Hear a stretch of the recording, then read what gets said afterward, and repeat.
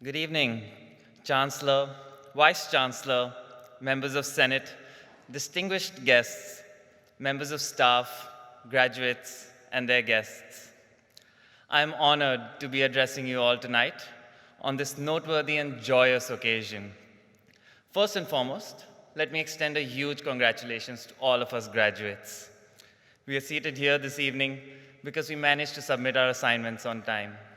We paid all our dues, and we somehow found a parking bay outside. It is of no doubt that we have accomplished something great by graduating, especially during COVID, and we are now one step closer to our goals.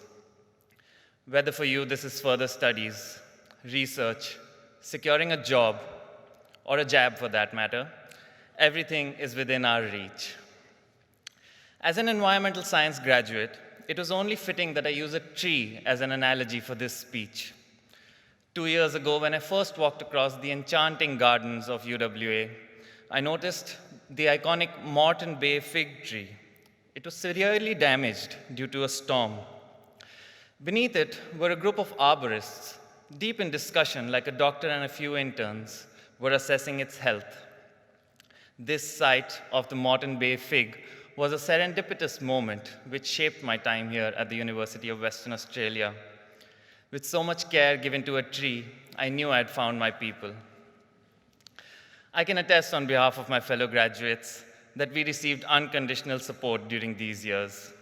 Whether it was a simple question about our units, Ask UW were there to help us. An issue with our learning, our academic professors would guide us. Even just a matter of borrowing a book, the librarians would rush to the scene. In essence, all of UWA's staff appeared to us as some sort of superheroes, just as nurses did across the globe. Even the pandemic couldn't bring them down.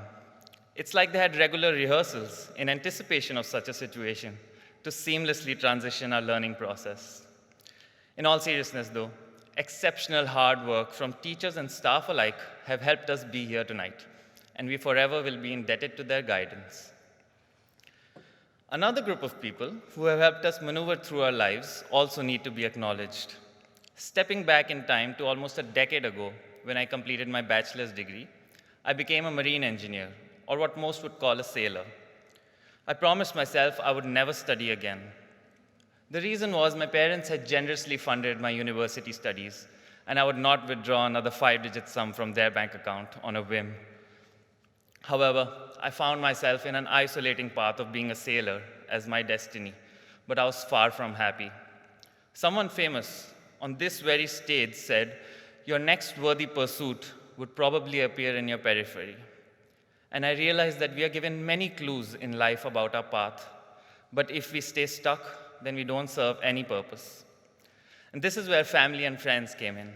I was guided, encouraged, and inspired to make this daunting change and move to another country. Without them, I would be nowhere near this stage today.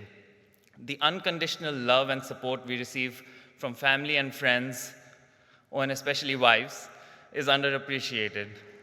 It's not just birthdays and valedictorian speeches that need to be an excuse to shower them with appreciation, but each day should remind us of the immense gratitude we hold towards them. My fellow graduates, we should be extremely proud of what we have achieved over these years, and today marks a celebration of our hard work, a celebration of our accomplishments, and a celebration of our gratitude we hold towards academic staff and loved ones who have been by our side every step of the way. If you take anything from this address, then let it be that we have time, and we have unconditional support to guide us through any and all obstacles in life. Remember the Moreton Bay fig tree. As we grow in different directions, like its branches, the arborists, in the form of loved ones and academic staff, will always be there to support us. Congratulations once again, and thank you.